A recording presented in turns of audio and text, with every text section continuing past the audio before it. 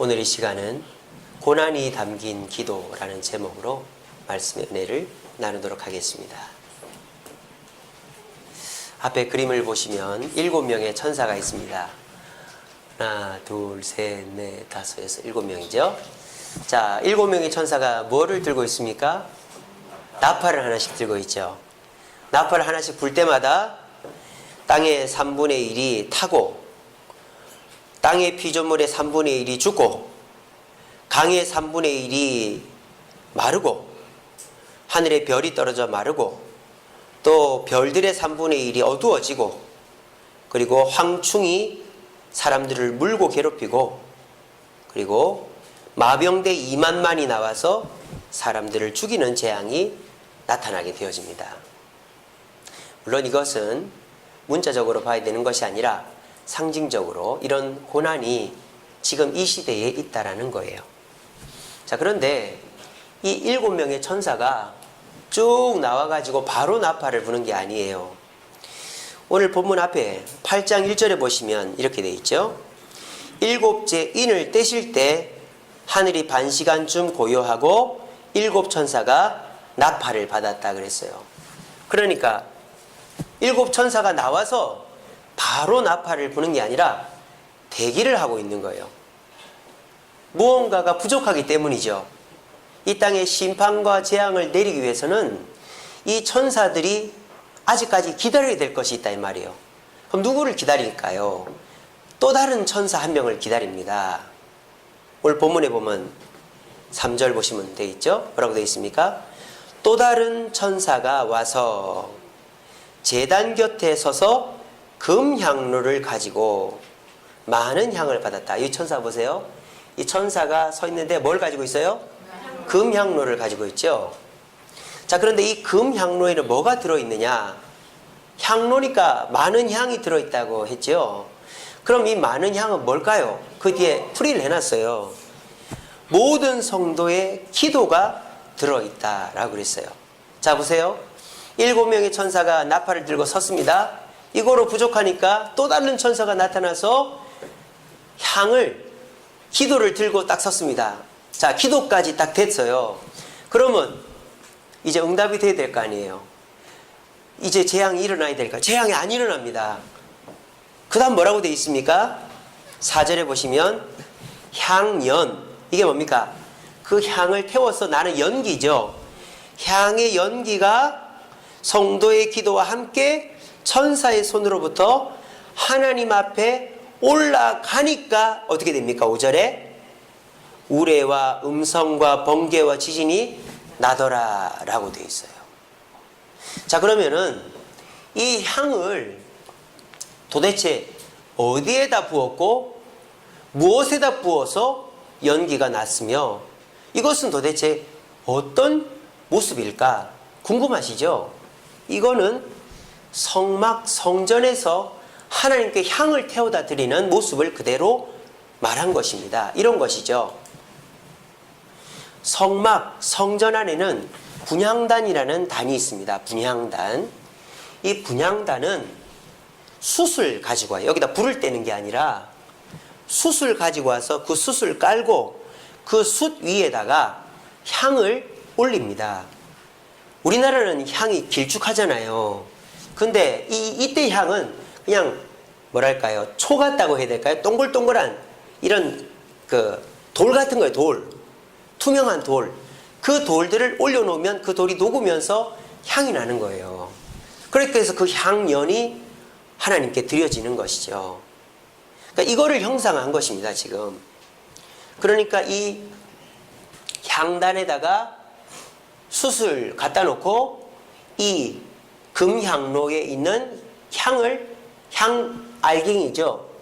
향알갱이를 부어서 연기가 나서 하늘로 올라가니까 하늘에서 7 나팔의 재앙이 시작됐다는 거예요. 그러니까 7 나팔의 재앙은 7 천사가 나와서 시작되는 것도 아니고 또 다른 천사가 금향로 기도를 받아왔다고 되는 것도 아니고 이 향단에다가 향단의 숯불 위에 그 성도의 기도를 부어서 연기가 올라가야 하나님의 심판과 재앙이 일어난다라는 것이 오늘 이 요한계시록에 나타나는 이야기입니다.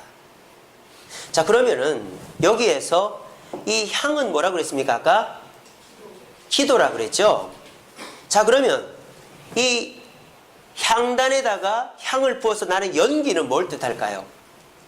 연기는 바로 고난을 뜻하는 것입니다. 고난. 아유, 목사님, 향이 숯 위에서 좀 타서 연기가 나기로서니 그게 무슨 고난입니까? 라고 생각이 되시죠? 이거는 고난을 뜻하는 겁니다. 왠 줄 아십니까? 이 향단에서 쓰는 숯은 정해져 있기 때문입니다. 아무 숯이나 갖다 쓰면 안 돼요. 성경에 보면 아무 숯이나 갖다 쓰면 죽는다 그랬어요. 이 향단에 쓰는 숯은 번제단의 숯만 갖다 써야 됩니다. 번제단에서 나온 숯이 뭐죠? 제물의 숯이에요. 제물. 아시겠죠? 양, 소, 염소를 태우고 나면 남은 숯을 여기다가 쓰는 거예요. 그러니까 이 숯은 제물이 태워지면서 남은 숯이기 때문에 그 제물이 타면서 얼마나 고통스럽겠어요. 그 고통을 뜻하는 것입니다. 여기서 그 도살장 근처 사시는 분들 계신지 모르겠습니다. 도살장에서 이렇게 뭐 동물들 잡고 나면 태우는데요. 냄새가 얼마나 지독한지 몰라요. 여러분 화장터 가보셨습니까? 화장터. 저는 가봤습니다. 저희 고향에 화장장이 하나 있었어요. 저 산 안쪽에 있습니다. 근데 제가 어렸을 때는 그 화장장이 폐쇄가 됐어요. 근데 거기를 제가 왜 갔느냐? 중고등부 때, 수련회 때 선생님들이 거기를 데리고 가는 거예요. 옛날 수련회는 막 굴리지 않습니까? 눈밭에서도 굴리고 밤중에도 막 귀신놀이하고 막 그러잖아요. 그래서 저희 교회는 단골 코스가 화장터 가는 거예요. 화장터. 화장터를 데리고 가는데요. 그 산 밑에다가 차를 세워놓고 걸어갑니다. 중간에서 선생님들이 하고 그러면 이 하고 이러면은 애들이 막 오줌을 싸고 난리가 납니다. 근데 제일 무서운 게 뭔지 아세요? 그 화장터에 가서 시체 태우는 자리에 눕는 거예요. 거기 눕게 만듭니다. 그리고 그걸 닫아요. 엄청 무서워요. 여자애들은 못 들어가요. 남자애들 들어간대. 열어줘! 막 이렇게 하면 열어줍니다. 왜 그렇게 할까요? 철로 역정하는 거예요. 철로 역정. 예전에 그런 그 했잖아요. 이런 코스를 정해놓고 의미를 찾아가는 그게 철로 역정. 그래서 그 관 속에 들어가면 죽음을 한번 경험해보는 거죠. 네가 이렇게 죽어 지옥 가야 되는데 주님이 너를 살려주신 거다. 뭐 이런 그런 걸 했는데 근데 그 관 속에 들어가면 무슨 생각이 나는지 아세요? 아무 생각이 안 나요. 냄새가 너무너무 지독한 거예요. 그 시체 태우고 뼈 가루 냄새가 아직도 남아있더라고요. 아직도. 제가 그 냄새를 잊을 수가 없어요. 세상에 그렇게 고약한 냄새가 없습니다. 그러니까 지금 이 향단에 가지고 온 숯은 냄새가 어떤 냄새? 고약한 냄새예요. 고약한 냄새. 짐승을 태워 가지고 온 냄새란 말이에요. 근데 그 고약한 냄새가 뭐와 합치면? 기도, 향과 합치면 뭐가 된다? 향기로운 냄새가 된단 말이에요. 향기로운 냄새가 돼서 하늘에 올라가면 하나님께서 그 냄새를 맡으시고 어떻게 하신다? 우리에게 소원을 들어주시고 응답을 내려주신다라는 거예요. 그게 이 요한계시록이 저희들에게 말하는 것입니다. 저와 여러분들은 지금 극심한 고난 가운데 있는 분들이 계실 겁니다. 얼마나 힘이 든지 정말 내가 지금까지 이런 일을 경험해 본 적이 없다. 직장에서, 가정에서, 개인적으로 그 고난 때문에 정말 입에서 아무 말도 하기 싫고 사람도 만나기 싫고 그런 여러분들의 모습일 수 있습니다. 근데요, 그런 모습만 갖고 있으면 하나님은 절대 응답해 주지 않아요. 물론 하나님도 불쌍하다, 얼마나 힘들까, 애처롭긴 하죠. 근데 하나님께서 여러분들의 기도에 응답을 해주려면 7 천사가 대기하고 있습니다, 지금. 그리고 이 천사도 대기를 하고 있습니다. 뭐가 필요합니까? 그 고난 가운데서 여러분들의 기도가 그 고난에 들어가야, 그래서 향이 나야 하나님의 역사가 일어난다는 것입니다. 왜? 고난 자체는 냄새가 지독하기 때문입니다. 고난 좋아할 사람이 누가 있습니까? 여기서 자녀가 아프고 사업이 안 되고 내 몸이 아프고 좋아할 사람이 누가 있어요? 아무도 없어요. 고난은 냄새가 지독한 것입니다. 그런데요, 그 고난의 지독한 냄새를 향기로 바꾸는 것이 있어요. 그게 뭐예요? 기도입니다. 슬픔이 변하여 기쁨이 되게 한다 그랬어요. 그 두려움이 변하여 내 기도 되었고 전날의 한숨 변하여 내 노래 되었네. 이 축복이 여러분들에게 있기를 바랍니다. 기도하지 않으면 내게서는 썩은 내가 납니다. 기도하지 않으면 사람들이 오지를 않습니다. 기도하지 않으면 7 천사가 대기하고 있어도 역사는 일어나지 않아요. 여러분, 고난 속에 얼마나 기도하십니까? 우리 말씀 같이 읽어봅시다. 시작. 의인이 부르짖음에 여호와께서 들으시고 그들의 모든 환난에서 건지셨도다. 고난 가운데 있는 분들이 기도한다는 것은 쉬운 일이 아닙니다. 평소에 건강할 때도 새벽기도 나오기 힘든데 몸이 아플 때 새벽기도 나오겠어요? 평소에 가정에 문제가 없을 때에도 기도하러 나오기 힘든데, 수요기도 금요기도 나오기 힘든데, 가정에 문제가 생기면 당연히 수요기도 금요기도 나오기 힘들죠. 사업이 힘들어 죽겠는데 기도할 시간이, 정신이 있겠어요? 그렇죠. 어려움을 당한 자는 기도할 수가 없어요. 기도하는 것은 더 어려워요. 그런데요, 여러분들은 기도해야 됩니다. 우리가 어려움을 만났을 때 기도하지 못하는 이유가 2가지가 있어요. 첫째는 기도하려면 어떻게 해야 됩니까? 가만히 있어야 돼요. 아무것도 안 하고 가만히 있어야 돼요. 눈만 감고 입만 달짝달짝달짝 해야 돼요. 마음이 급할수록 뭐라도 해야 진정이 됩니다. 불안한 사람은 앉아있지를 못해요. 불안한 사람은 자지를 못해요. 불안한 사람은 먹지를 못해요. 불안하니까. 불안한 사람은 계속 돌아다닙니다. 불안한 사람은 잠을 안 잡니다. 여러분, 불안하십니까? 기도를 하십시오. 마음이 안정이 되실 것입니다. 왜? 기도는 가만히 앉아있어야 할 수 있는 거예요. 돌아다니면서 할 수가 없어요. 2번째, 왜 우리가 힘들고 어려울수록 기도해야 됩니까? 근데 기도를 못합니까? 기도는요, 내가 지금 했다고 당장 뭔가 일어나지 않는 것이 기도이기 때문입니다.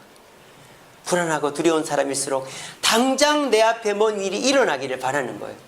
그런 일이 일어나기를 바라는 사람을 찾고 그런 일을 찾아가고 그렇게 되기를 바라는 거죠. 근데 기도는 하고 눈 떠도 변화가 없단 말이에요.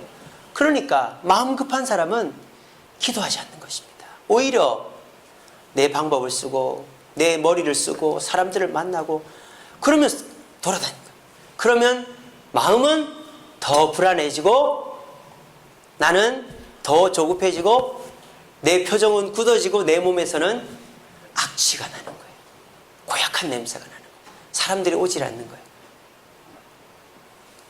오늘 본문에 뭐라고 그랬습니까? 부르짖어야 건지신다 그랬어요. 의인도 아무리 하나님 앞에 목사도 장로도 권사도 기도하지 않으면 안 건지신다고 그랬습니다. 기도해야 듣고 건지신다고 그랬습니다. 아무리 급해도 아무리 답답해도 아무리 불안해도 우리가 제일 먼저 해야 될 것은 주님 앞에 나와서 기도하는 것인 줄로 믿으시길 바랍니다. 제가 지난번에 한 말씀드린 적이 있는데, 제가 부천 대감교회에 있을 때 제가 전도사 때 부목사님이 한 분 계셨어요. 근데 이제 그 담임 목사님이 부목사님한테 사역지를 알아보라고 했어요. 근데 그 부목사님이 그때가 11월 달인가 그랬으니까 나이도 저보다 한 10살 가까이 많은 분이었거든요. 그러니까 갈 데가 없는 거죠. 그러니까 이 부목사님이 어떻게 하는지 아세요? 지하 기도실로 당장 내려가는 거예요.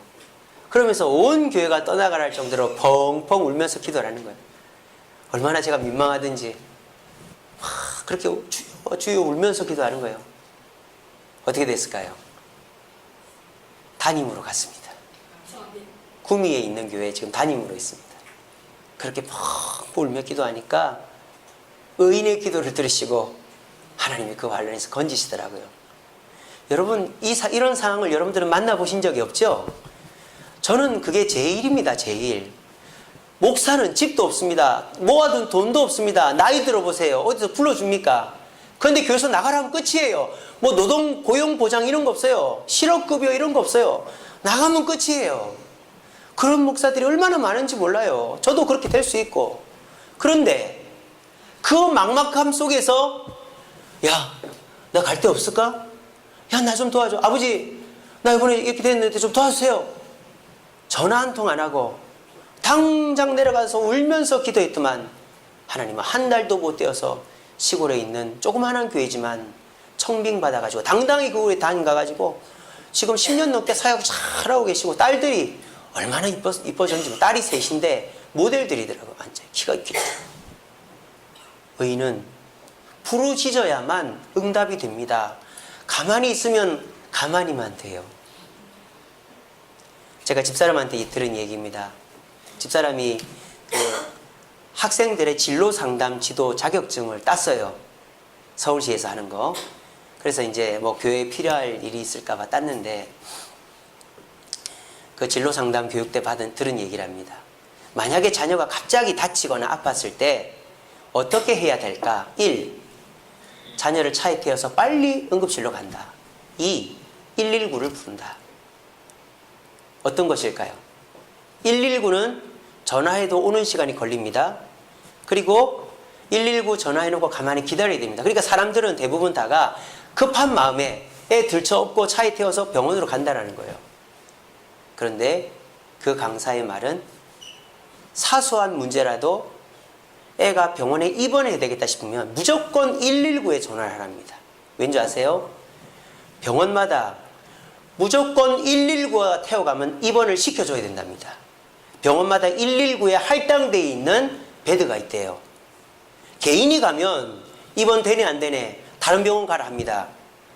개인이 가면 우리 병원 수술 안 됩니다. 우리 병원 없습니다. 가라 그럽니다.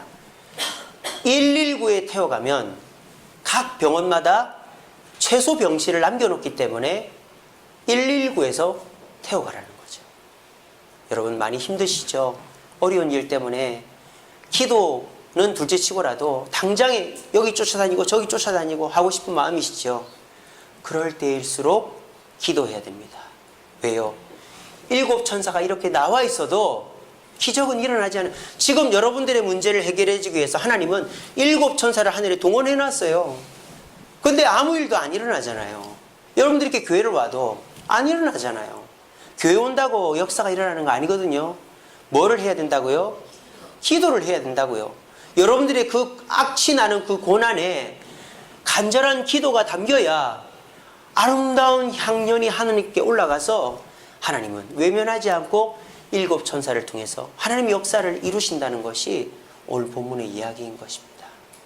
부디 오늘 이 말씀 가슴에 새기시고 내 가정에, 직장에, 개인의 어려움을 두고 원망, 불평, 조급해서 여기 뛰어다니고 저기 뛰어다니지 마시고 차분히 새벽에 나와 수요일, 금요일 나와 주님께 기도함으로 기도의 향연, 나의 악취나는 고난을 기도의 향연으로 바꾸어 주님의 응답을 체험하는 저와 여러분 되기를 간절히 바랍니다.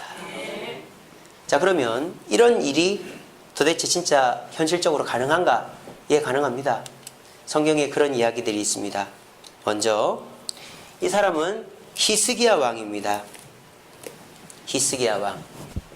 이 히스기야 왕도 고난 가운데 기도로 놀라운 역사를 경험한 사람이죠. 이 히스기야에게는 어떤 고난이 생겼습니까? 북이스라엘이 멸망했습니다. 어느 나라에게? 아수르라는 나라에게. 그러니까 이 아수르가 이제 남유다도 멸망시켜야 되겠다 해서 18만 5천의 군사를 이끌고 남유다를 공격하기 시작합니다. 그런데 히스기야는 이미 한 차례 공격 왔던 아수르 군대에게 성전에 있는 물건까지 탈탈 털어서 그 조공을 바치고 돌려보냈습니다. 근데 아수르 군대는 그걸 받고 돌아간 게 아니라 잠시 후에 또 쳐들어와요. 그래가지고 이 히스기야는 이제는 더 이상 돈으로도 해결할 수 없는 절체절명의 위기에 온 거예요. 그런데요, 그렇게 뭐 성벽만 둘러싸고 있는 게 아니라 온갖 모욕과 멸시를 당합니다. 18장 열왕기하 18장 25절에 보면 이렇게 되어 있습니다. 여기서 내가라는 것은 그 아수르 왕의 신하 랍삭이라는 사람을 말해요. 랍삭의 내가 어찌 여호와의 뜻이 아니고야 이제 이곳을 멸하러 올라왔겠느냐. 여호와께서 전에 내게 이르시기를 이 땅을 올라와 쳐서 멸하라 했다. 이게 무슨 말입니까? 거짓말이죠. 랍삭이는 하나님을 믿는 사람이었는데 하나님이 너희들을 치라고 했다 그러는 거예요. 그러니까는 그거를 듣는 히스기야의 신하들이 말립니다. 26절에 보니까 힐기야의 아들 엘리야김과 셈나와 요아가 랍삭에게 이르되, 엘리야김, 셈나, 요아는 이스라엘 사람이에요. 근데 그 사람들이 뭐라고 하느냐? 우리가 알아듣겠사오니 청하건대 아람 말로 당신의 종들에게 말씀하시고 성에 있는 백성들이 듣는 데서는 유다 말로 우리에게 말하지 마세요. 그러니까 백성들 다 들으니까 그 말 좀 하지 말라고 그러는 겁니다. 그러니까 랍사게가 27절에 랍사게가 그에게 이르되, 내 주께서 너희의 주와 너희에게만 이 말을 하라고 나를 보낸 게 아니라 성에 앉은 모든 사람에게 말하라고 그랬다. 그러면서 뭐라는지 압니까?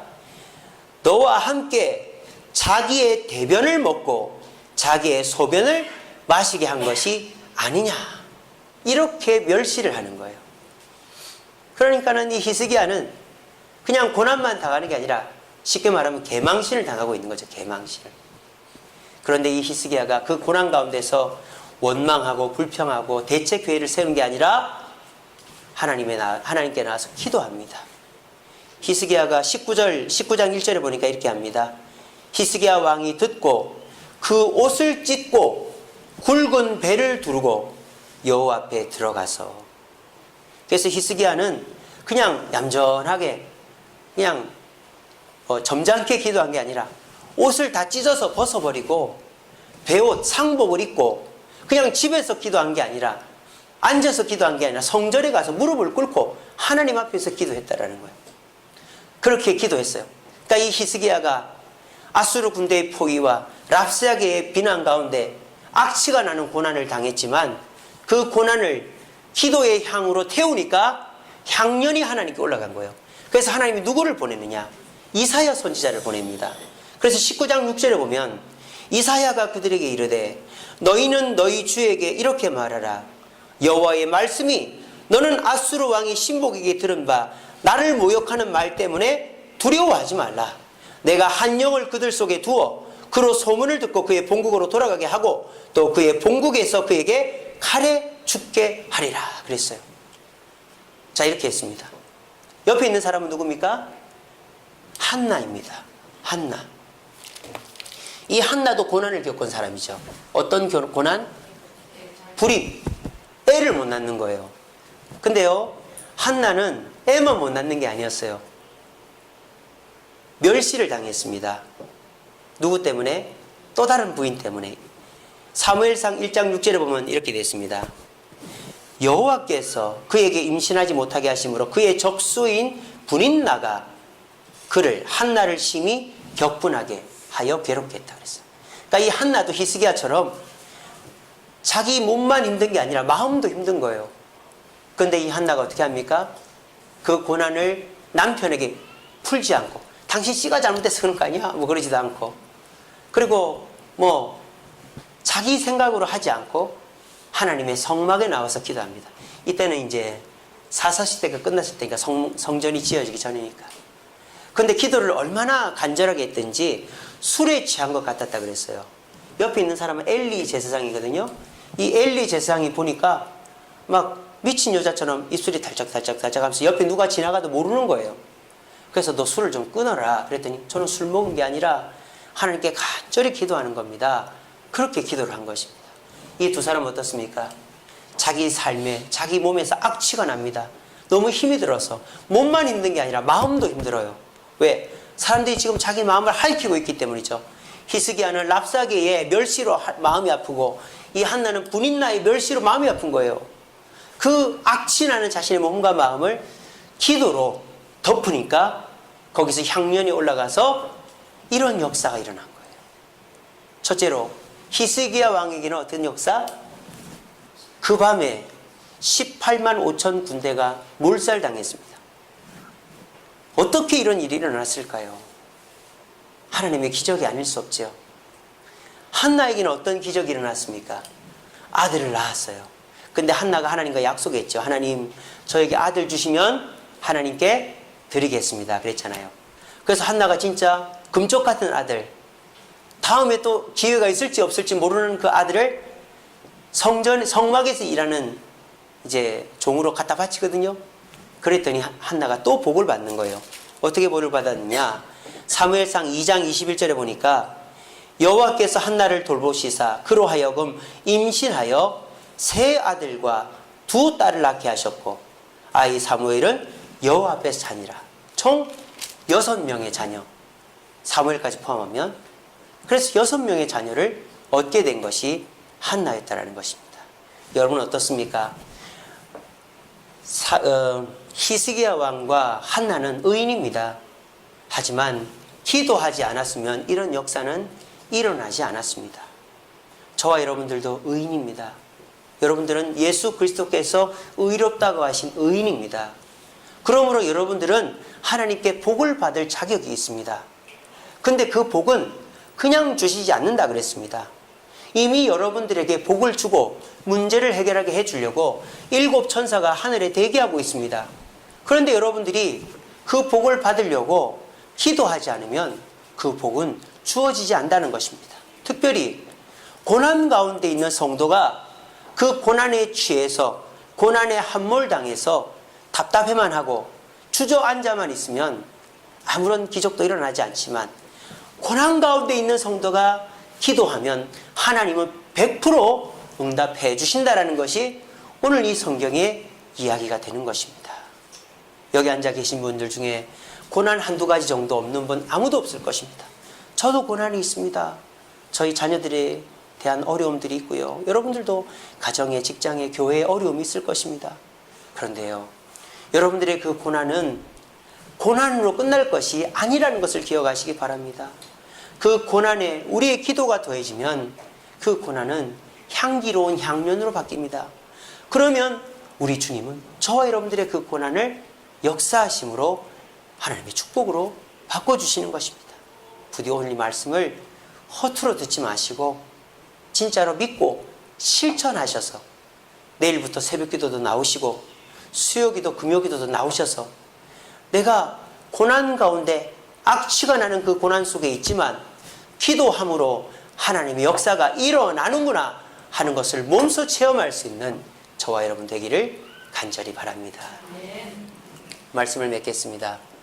우리 말씀 같이 읽어봅시다. 시작.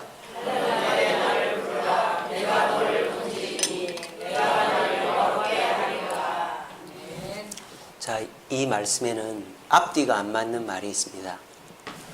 환난 날에 기도하면 우리의 문제를 건져주신다고 했어요. 여기까지는 이해가 되는데, 이것이 결국 또 어떤 일이 된다? 하나님을 영화롭게 한다라고 그랬어요. 여러분, 이게 이해가 됩니까? 하나님은 우리가 기도하면 귀찮아요. 왜? 우리 문제를 해결해 줘야 되니까. 또 우리가 계속 기도하면 그걸 들어야 되니까 귀찮아요. 귀찮기도 하고 또 해결해 줘야 되고. 그런데 저와 여러분들이 고난 가운데서 하나님께 기도하면 그것으로 하나님은 영광 받으신다고 말하는 거예요. 이게 납득이 되십니까? 자녀를 키워보는 분들은 납득이 되실 겁니다. 내가 너무너무 가정 형편이 어려워서 애들 학원도 한 군데 제대로 못 보내는데 애가 열심히 열심히 공부해가지고 학교에서 그래도 공부를 잘해요. 그래서 그래도 참 우리 애가 대견하다 하는데 막 애가 힘들어해요. 코피도 흘리고. 안타깝죠. 아이고 내가 학원도 제대로 보내주고 건강도 챙겨줘야 되는데 참 부모로서 노릇을 못하네. 근데 애가 엄마한테 와가지고 엄마 부탁이 있어. 뭔데? 내가 아무리 공부를 해도 수학 성적이 잘 안 오르는데 내가 정말 미안한데 나 수학학원 좀 보내주면 안 될까? 그럼 엄마는 야 이놈의 자식아 내가 지금 너 먹여 살리고 학교 보내느라고 얼마나 힘든데 너 대학 보내려면 내가 지금 돈이 얼마나 드는지 아느냐? 나 그거 못 보내준다. 이럴 부모가 여기서 있어요? 그럴 부모 없어요. 아이고 그래 내가 해줘야지. 그 내일부터 학원 가라. 엄마가 너 학원 보내줄게. 너는 무조건 열심히만 해. 엄마가 책임질게. 부모라면 그렇게 하는 거 아니에요? 그게 부모죠. 근데 그 엄마는요 그 애를 수학학원을 보내려면 아르바이트를 하나 더 해야 됩니다.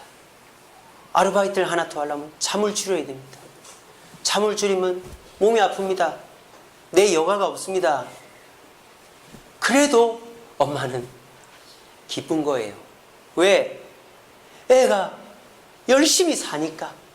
애가 어떻게 하든지 발버둥을 치니까 부모는 그게 기쁜 거예요. 하나님 마음도 똑같습니다. 저와 여러분들이 고난 속에 있지만 그 고난 때문에 울고 주님 곁을 떠나고 불평불만하고 싸우고 하지 않고 그 고난을 들고 주님께 나와서 기도할 때 하나님 이것도 이렇게 해결해 주시고 저것도 이렇게 해결해 주세요라고 할 때 그거를 귀찮게 여기시지도 않으시고 그거를 시간 없다고 하지도 않으시고 오히려 그 기도를 통해서 영광 받으신다는 거예요. 그러므로 고난 속에서 기도하는 성도의 기도는 하나님이 기뻐하시는 기도이기 때문에 응답이 100% 된다는 것입니다. 여러분 하나님을 어떻게 영화롭게 하시려고 하십니까? 우리가 얼마나 돈을 많이 헌금을 해야, 우리가 얼마나 많은 봉사를 해야, 우리가 얼마나 똑똑해지고 세상에서 지위를 가져야 하나님이 영광을 받으시겠습니까? 그런 것으로는 영광을 돌릴 수 없어요. 근데 지금 이 순간에 여러분들이 딱 하나만 바꿔 먹으면 하나님께 지극한 영광을 올려드릴 수 있는 방법이 있습니다. 그것은 바로 내일 새벽 기도를 나오는 것입니다. 기도하는 것입니다. 내 고난을 두고 원망 불평하고 사람과 다투는 것이 아니라 주여 내가 너무 힘듭니다. 언제 해결될까요? 내가 계속 이렇게 참아야 됩니까? 하지만 주님 뜻을 기다리겠습니다. 주여 인내하겠습니다. 주님 도와주시옵소서. 10분이라도 5분이라도 1분이라도 버스간에서 손잡이를 잡고 화장실에 앉아서라도 고난을 담고 기도할 때 그 고난이 담긴 기도는 하나님을 영화롭게 하기 때문에 영광 받으신 하나님이 여러분들에게 그 어떤 것도 아끼지 않게 되는 줄로 믿으시길 바랍니다. 기도하겠습니다. 사랑해 주님 감사합니다.